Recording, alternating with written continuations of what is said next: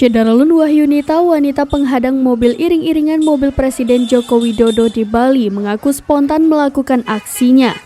Wahyuni menerobos penjagaan pasukan pengamanan Presiden atau Pas Pampres yang mengawal Jokowi melintas di jalan raya di kota Denpasar, Bali pada Kamis 17 November 2022.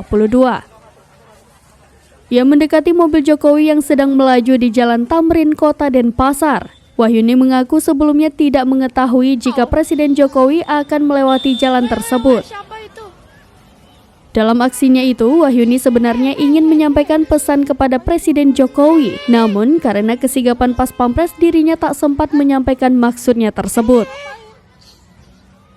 Ia mengaku tidak menghiraukan resiko maupun pengamanan Pas Pampres saat melakukan aksinya.